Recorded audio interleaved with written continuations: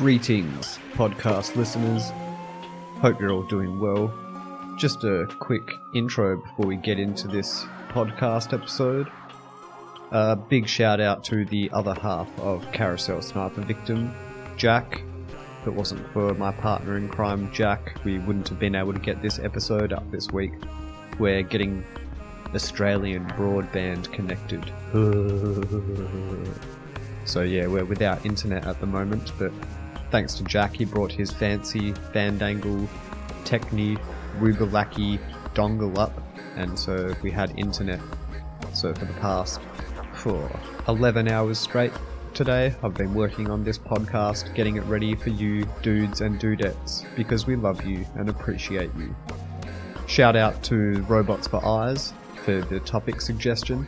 They sent this one to us back in the day, just after we did our Let's Go Diving episode. So this is like a sort of partner piece to that Let's Go Diving episode, and in the same vein of that Let's Go Diving episode, where our sound designer was away for that week.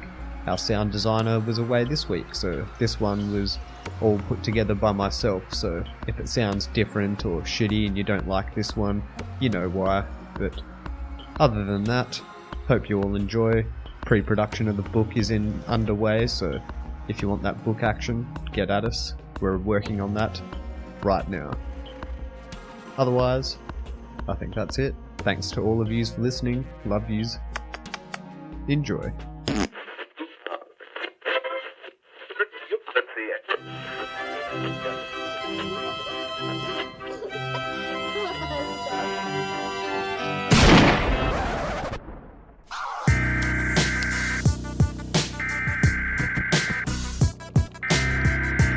We interrupt our program to bring you this important message. You're listening to Carousel Sniper Victim, a Dead Glass Design production, with your host, Shaun Jeffery.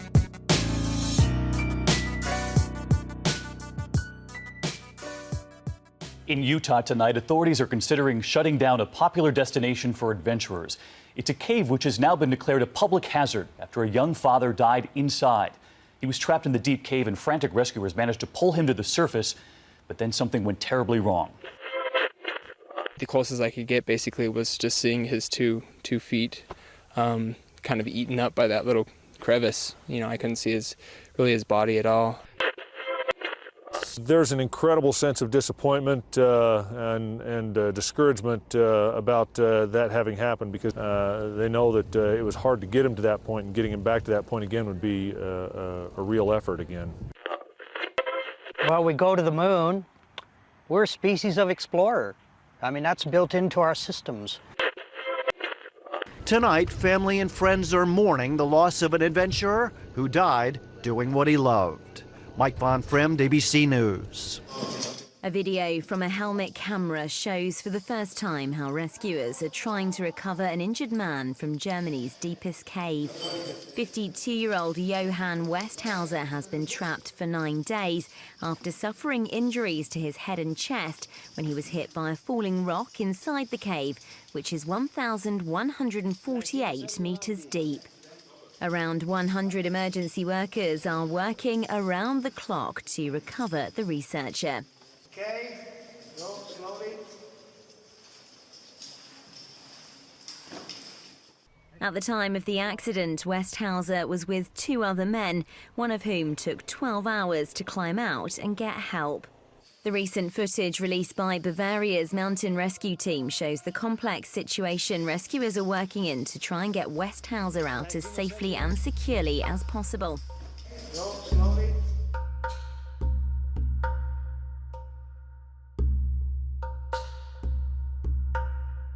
Shelter. Like food and water, it's a basic essential for human life.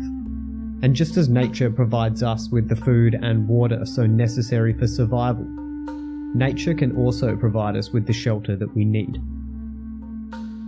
For the entire duration of human existence, and even the existence of some animals too, we have up to the present day used the shelter provided by caves as a way to seek respite from the harsh brutality of the outside world. For millennia, Whilst rain poured or snow swirled outside, our ancestors were safe, having sought the comforting, warm embrace of nature's caves.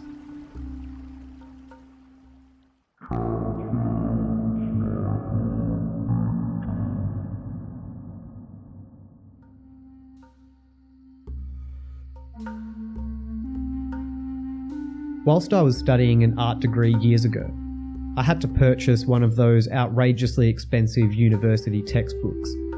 This particular book was Gardner's Art Through the Ages, a global history by Fred S. Kleiner. It's a massive book, a stupidly expensive book which all of the information contained in it is easily accessible through the internet. But regardless, it has some amazing information in it that, to this day, I often think about. It contains the complete history of artistic undertakings by humankind, from the most recent modern wanky art nonsense, all the way back to the first pieces of human and Neanderthal art, the earliest of which was found in caves. Around 3 million years ago, a long-distant ancestor of both mine and yours was wandering around the plains of South Africa, where they came across a reddish-brown piece of jasperite stone, a regular-looking pebble, a few inches across. But there was something different about this little pebble. It resembled a human face. A face in the most anthropomorphized sense of the term. It had 2 little holes for eyes and a little line for a mouth. This curious human ancestor of ours picked up this stone and, for some reason, carried it with them for miles from where the stone is naturally found and brought it to a rock shelter, a cave, for safekeeping. Although not really art because this stone wasn't man-made or modified, it was created by water erosion. This 3 million year old stone tells us a story. A story of someone that recognised the shape and form of their own kind in a piece of stone, and felt that stone important enough to carry it with them to a safe place, a cave, where it would be discovered millions of years later by surviving descendants of the same curious animal. That always struck me as just a crazy story from that book. This just goes to show that our history with caves as a species goes back a long way, 3 million years at least.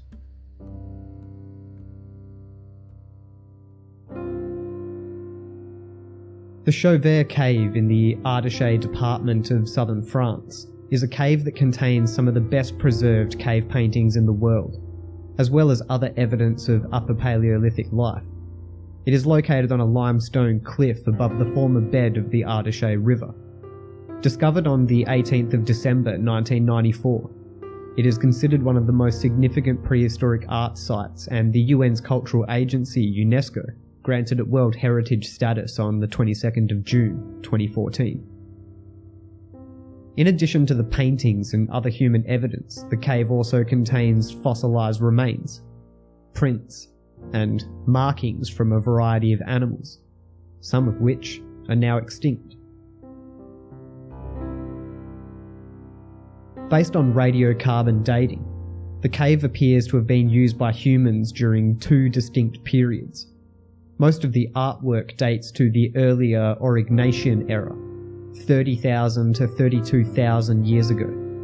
The later Gravettian occupation, which occurred about 25 to 27,000 years ago, left little but a child's footprints, the charred remains of ancient campfires, and carbon smoke stains from torches that lit the cave's interior. The footprints may be the oldest human footprints that can be dated accurately. The soft clay-like floor of the cave retains the paw prints of cave bears, along with the large, rounded depressions that are believed to be the nests where the bears slept. A set of footprints of a young child and a wolf, or dog, walking side by side was also found in the cave. This suggests the origins of the domestic dog could date back to before the last ice age. Hundreds of animal paintings have been catalogued inside the cave. depicting at least 13 different species, including some rarely or never found in other Ice Age paintings. Rather than depicting only the familiar herbivores that predominate in Paleolithic art, like horses, cattle, mammoths, etc., the walls of the Chauvet cave feature many predatory animals: cave lions, panthers, bears, and cave hyenas. A 2016 study explained that, quote, a human group, band or a tribe visited the Chauvet cave during the first period, around 36,000 years ago, and used it for cultural purposes. They produced black drawings of huge mammals. Then, several thousands of years after, another group from another place with another culture visited the cave. End quote. What this shows us is that this one cave alone, in the south of France, humans have been visiting it for longer than our modern recorded history. For thousands of years, this one cave in the south of France has played its role as a shelter to generations of humans. Before we had the luxury of modern homes that are completely furnished and air-conditioned, it made sense that we explored and sought out shelter in caves. But now that we have all the creature comforts and modern luxuries that the long grind of evolution has brought to us, why would we still willingly venture into the dark, unknown reaches of caves? Perhaps it's because of exactly that. Maybe we've made our modern existence too comfortable and safe, so now we seek the connection with the old world. Campfires that were once gathered around every night for survival are now only gathered around on the holidays whilst camping, to share a beer and a yarn with a mate. And a cave that would once provide shelter from the elements now provides exploration and adventure, an escape from the monotony of the modern, safely cushioned world.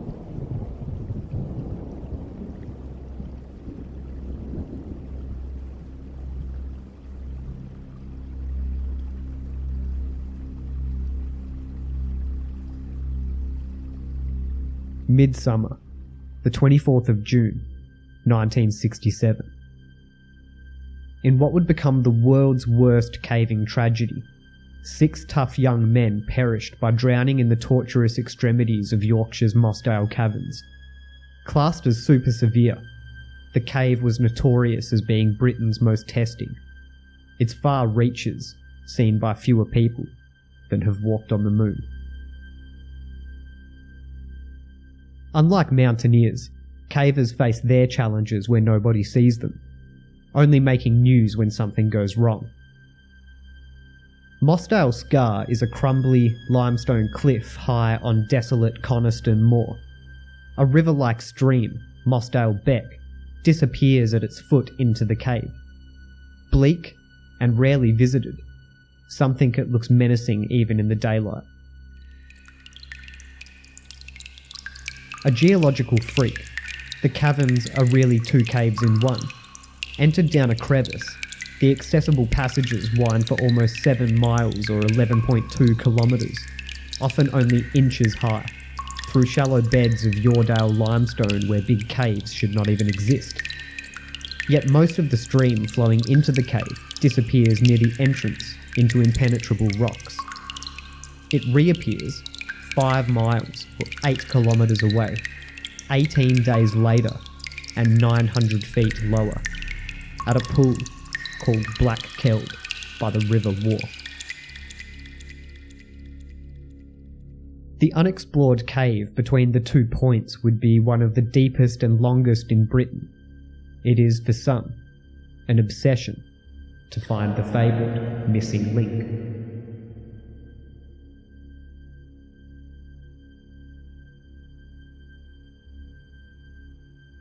On that fateful midsummer day, the 24th of June, 1967, 6 young men are exploring the Mossdale Caverns labyrinth. John Ogden and 5 of his friends were 3.2 kilometres or 2 miles deep into an unmapped part of England's Mossdale Caverns, when outside, the rain began to fall. For hours now, They'd climbed and crawled their way through the dark, winding tunnels of the cave, exploring a part of the world that no one had ever seen. Deep in that labyrinth of stone, they had no way of knowing what was coming.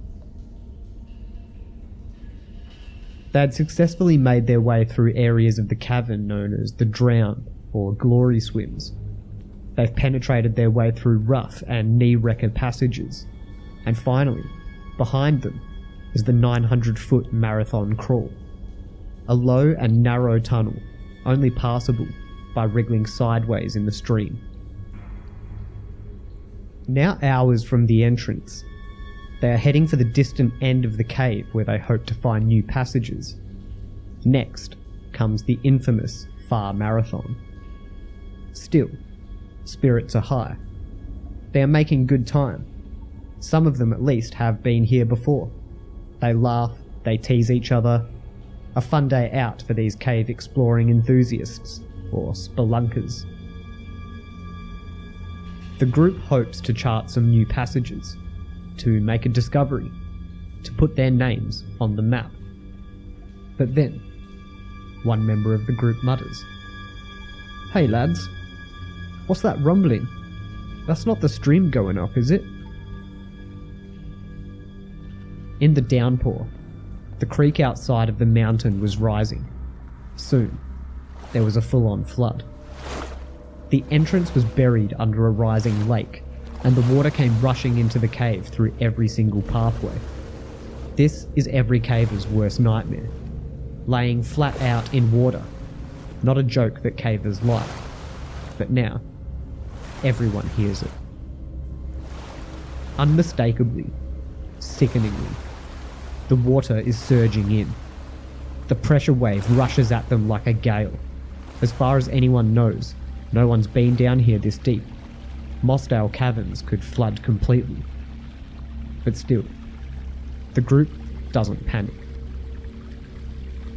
They are the country's best cavers. Surely this can't happen to them. The roof is a few inches above their flat bodies. This is a very narrow passage. They instinctively crawl faster, yet each one of them knows there is nowhere to go. The oldest of the group is just 26. Others are still in their teens. The world of sunshine and fresh air has suddenly become an eternity away. United now by terror, inch by rising inch, every caver's nightmare for them is coming true. It will happen very quickly. The cave will be their tomb. Ogden and his group were crawling through a narrow tunnel when they heard the rumble of the rushing water behind them. It spilled in, first rising up over their feet and quickly climbing to their necks. The group's only hope was a small crack in the rocks up ahead. Ogden forced himself up into the fissure, pulling his head up into a tiny pocket of air at the top. There was no room for anyone else.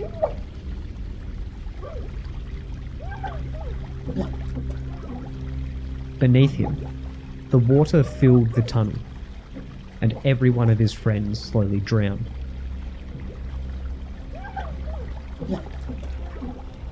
Ogden alone had his head above the water, trapped in a narrow crevice, where he too would slowly drown as the water inched higher and higher until it filled the crack.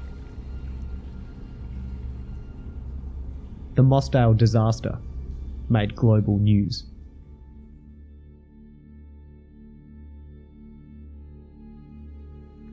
Cavers rescue each other. No one else can. But the following morning, once word had spread that 6 cavers were missing at Mossdale Caverns, the scene was horrific. Mossdale was a lake. The cave, underwater. Crowds of would-be rescuers sat fretting in the rain. The situation was unprecedented. No one knew where to begin.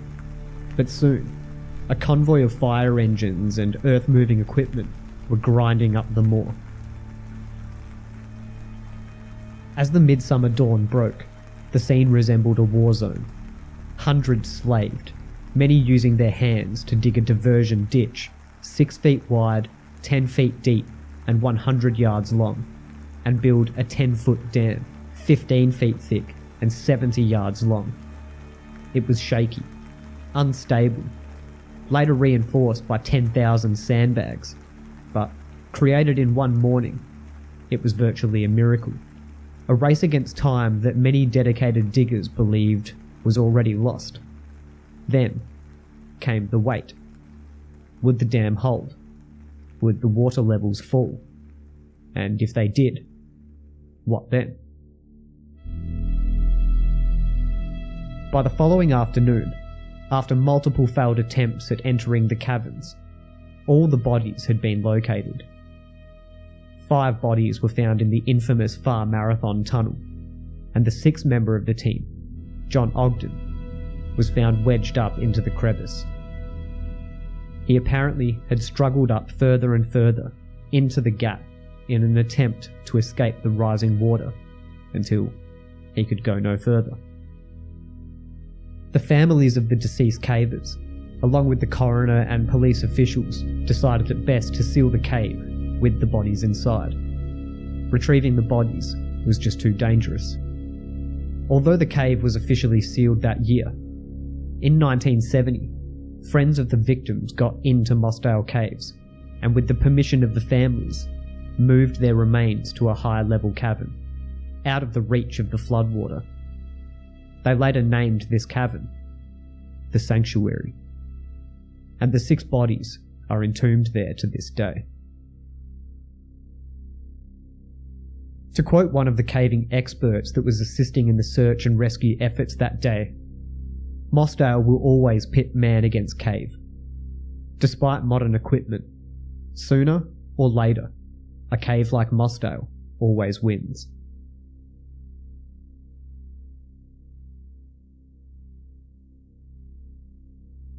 Few things are more dangerous than exploring caves or spelunking. For the men and women who travel into the depths of the earth, the risks are incredible. As they squeeze through narrow pathways, climb down steep chasms, and dive into freezing subterranean waters, they play a dangerous game with their own lives. The group of 17 students who visited New Zealand's Cave Creek in 1995 didn't think they were doing anything dangerous though. They weren't exploring narrow pathways, they were on a guided tour, staying on a beaten path designed for tourists. What could possibly go wrong? When the students made it to a platform that overlooked a chasm though, some of the boys couldn't help but notice how flimsy the platform felt. As a joke, they jumped and shook the platform, marvelling at how precariously it seemed to be built. They figured it was all in good fun. In an era of safety regulations and OH&S, they assumed that it just looked flimsier than it really was. But they were wrong. The platform had been built by men with no experience in engineering. It was meant to be bolted in place, but they'd used nails instead, simply because they didn't have a drill handy. Under the weight of the students, the platform gave way. It toppled over and collapsed, crashing down into the chasm below. One student survived by grabbing onto the handrail and riding it down, but his classmates were hurtled over the railing and killed. Of the 17 students, only 4 survived. They were airlifted out by medical helicopters. One of the survivors had a fractured spine, but with 13 of her friends dead, she counted herself as one of the lucky ones. Luck, it does seem, has a large role to play in cave exploration. Some live, whilst others die. It seems to be a random roll of the universal dice.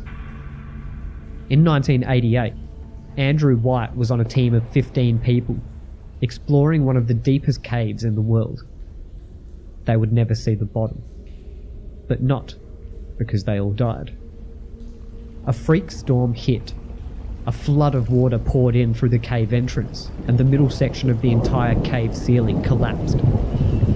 All 15 people were trapped underground, with White and a few others stuck on a small, narrow ledge. It was hard to know what to do. The roof above them was getting ready to collapse, but the rushing water below them was too wild to enter. Boulders would fall off the cave walls and into the water, threatening to crush anyone who dared to step in. White decided to try it. He swam through the water and managed to find another way out. Over the next 27 hours, he and others worked to send in a line and lead his entire team out. A perfect example, it would seem, of the randomness or stochasticity of the universe. Students on a guided field trip die, whilst people willingly exploring the deepest cave in the world when a storm hits and then the cave ceiling collapses survive. That's pretty lucky. But then again, there are those that just refuse to heed the warnings of others. Helena Carroll was warned not to go into Nam Talu Cave in October 2007. It was Thailand's monsoon season, and there was a heavy rain. If she went in, the locals warned her she would not come back out. Helena, though, ignored their warnings. She wasn't, however, alone. Her boyfriend, John Cullen, joined her, along with 7 other tourists who didn't seem to think there was any risk. They soon realised the magnitude of their mistake. First, they heard a sudden roar behind them, and then they saw the water coming. John and I started climbing, Helena recalled. The first thing we saw was the tour guide and the German boy being dragged away, then the Swiss couple and their 2 lovely girls. Helena nearly slipped, but John caught her and helped her up to a ledge. It was pitch dark in there, but they could hear the incredible speed of the rushing water below them. "If we stay here, we are going to die," John told her. He thought he could swim for help and bring back a rescue party. Helena stayed behind as John climbed into the water. She watched as the love of her life was pulled away by the current. Helena was alone on the ledge for 8 hours before rescue came. When the rescuers brought Helena out, the bodies of the others were lying in boxes on the grass nearby. She saw John's body lying next to one of the Swiss girls. It was only then that Helena realised that she was the only one to survive. Next time, the locals say don't go in that cave or you'll die. Listen. Luck and warnings aside though, when entering a cave for a little good old-fashioned exploring, you could have an entire army of rescuers and dedicated, experienced professionals working tirelessly for hours to try to save your life, and still not come back from a fun look-around in a cave. That is exactly what happened to a young man named John Jones in the Nutty Putty Cave in November of 2009.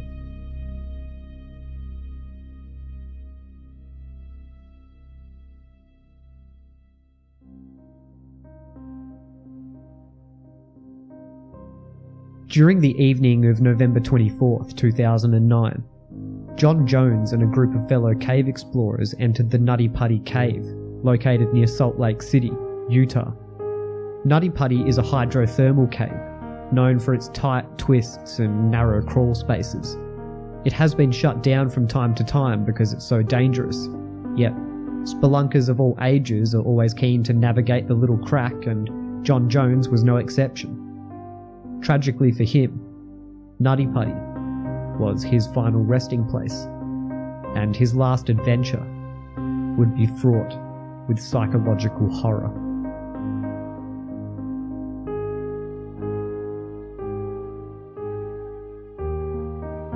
John Jones and his fellow spelunkers, including his brother Josh, had experience with caving. Although this was John's first time at Nutty Putty, the cave itself was considered a beginner's cave, but it had several narrow spaces where people had previously gotten stuck. It was a controlled access location, but given their experience, Jones and his friends were given permission to go into the cave.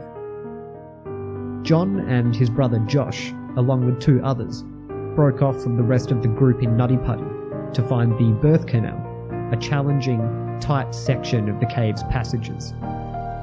John went into an area known as Bob's Push, head first, but his body was too big to make his way through the opening.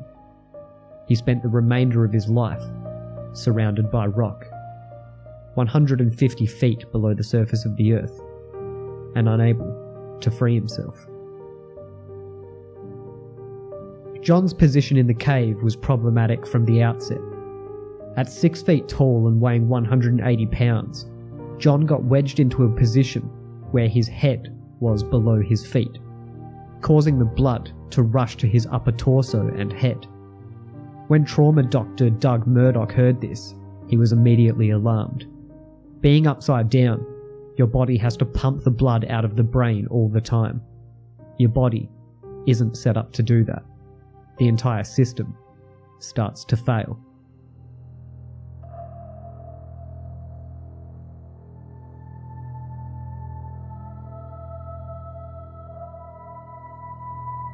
As the hours went by, more and more people arrived to help. Volunteers from 2 cave exploration organisations and personnel from 10 neighbouring fire departments worked to free John, with more than 130 people on the scene in total. The rescuers put in 3,700 combined hours of effort and stood side by side with the family throughout the ordeal.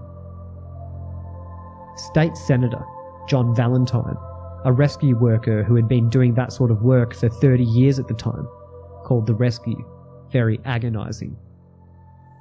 Authorities credited John's kind and caring family with helping the rescuers as they experienced the emotional roller coaster. The first rescuer to reach John Jones was Susie Mottola, a search and rescue volunteer with vast caving experience. She arrived at Nutty Putty after receiving news of Jones's situation around 9 a.m. and began her descent into the cave with 2 other rescuers shortly thereafter. Mottola, standing only 5 feet 3 inches tall, crawled down to Jones for about 30 minutes, finally reaching him at about 12:30. She could only see his legs and feet, but she called out to him. "Hi John, my name is Susie. How's it going?" He responded, "Hi Susie, thanks for coming, but I really want to get out." To which she replied, "Oh, no worries John," she told him. "You're going to be out of here lickety-split." Mottola, however, later recalled that at this point, she had already realised that John's position was more difficult than she initially thought.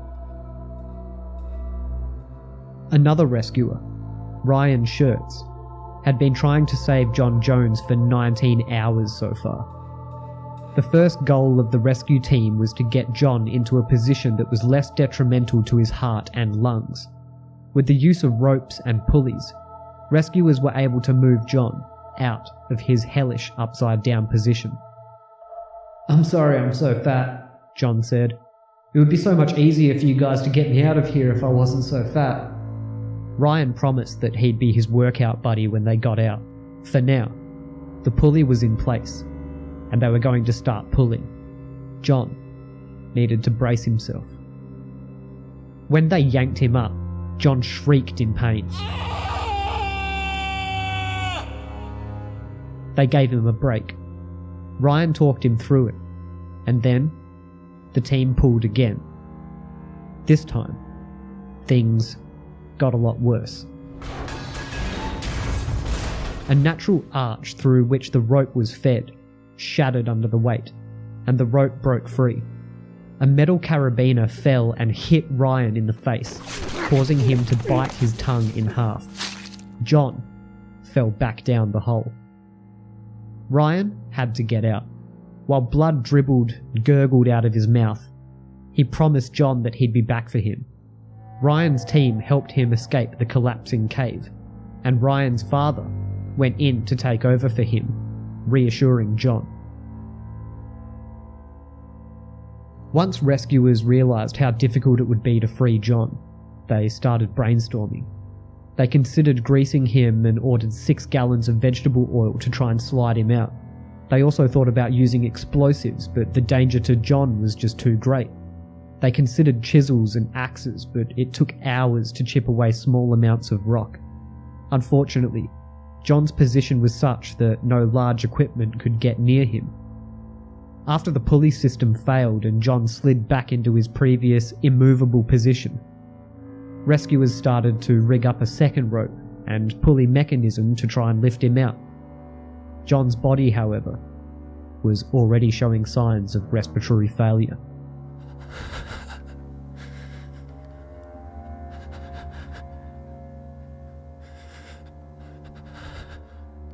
John's brother Josh never left his brother's side during the ordeal. John's wife, Emily, soon arrived at the cave with their young daughter, Lizzie, to wait for her husband to emerge. John's parents were there as well, and the authorities set up a radio system so John could communicate with his family. Emily and John were both from Utah originally, but lived in Virginia where John was studying medicine.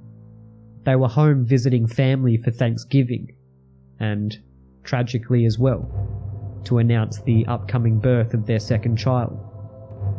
By all accounts, John was in good spirits while he was in the cave and received a morale boost when he was able to talk to his wife Emily.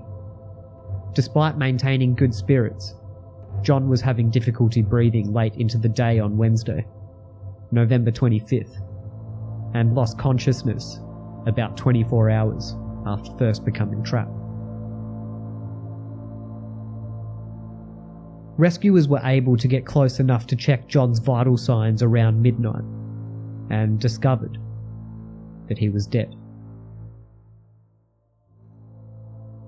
Once Jones was pronounced dead, the rescue was shut down for the night and authorities returned to the scene the next morning. Jones's family also left the scene once they received word of John's death. In the aftermath of John's death, the local authorities posted law enforcement officers to prohibit people from entering the cave for a few days as they considered their options. John's body was in the space where he had gotten trapped, and there was no clear way to remove it. Even when John was alive, it had taken rescuers hours to chip away at the rock by hand. Sending down people to try to remove his body was an option, but even after freeing the body, it would take hours to bring him back to the surface. In the end, authorities determined that there would be, quote, no future efforts to remove the body. Because of where it's located and the danger of accessing the area, the risk is just too high, end quote. The cave was sealed and has remained closed ever since. Jones's family agreed with the decision, and Josh Jones stated that while his brother wouldn't want to inhibit anybody from exploring or having their own adventure, the danger of the cave proved itself many times over. It becomes pretty clear. Spelunking or cave exploration as a hobby is a dangerous one. On a good day, these people are rewarded with incredible sights that most of us will never see. On a bad one though, the punishments are severe. In the pitch dark beneath the surface of the world, some have become lost and trapped. They've found themselves stuck in dark, claustrophobic spaces, making a desperate bid for survival in a real-life horror story. You can only hope that you never find yourself called upon to act out such a role.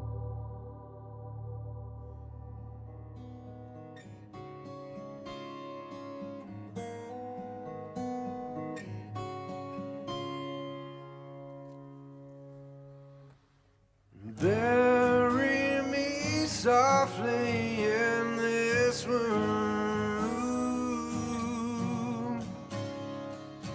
I kept this part of me from you,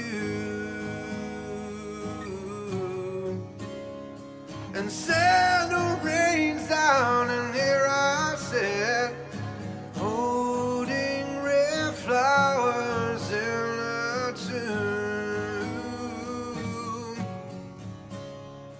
and bloom, and down in a hole, and I don't know if I can be saved. and see my heart I decorated like a grave. Oh, you don't understand who they thought I was supposed to be. And look at me now, I'm a man who won't let himself be. Down in a hole, I'm feeling so small. I'm down in a hole, I'm losing my soul. I'd like to fly, but my wings have been so denied.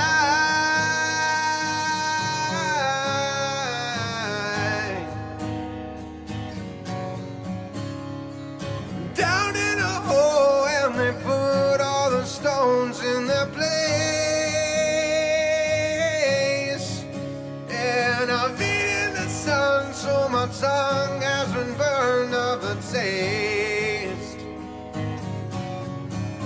Yeah, and I've been guilty of kicking myself in the teeth. And I will speak no more of my feelings beneath. Yeah, down in a hole, I'm feeling so small. I'm down in a hole, I'm losing my soul.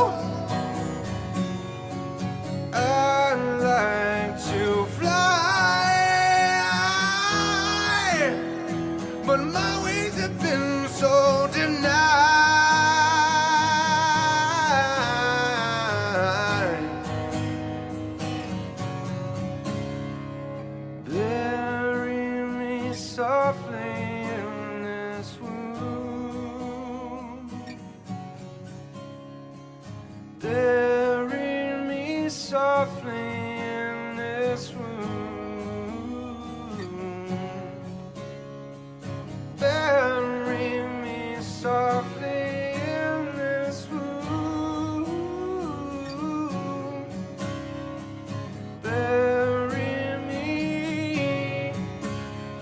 'Cause I wanna be inside. I'm down in a hole. I'm feeling so small. I'm down in a hole. I'm losing my soul. Yeah, down in a hole. I'm feeling so small. I'm down in a hole. I'm out of control. And I'd like to fly, but my wings have been so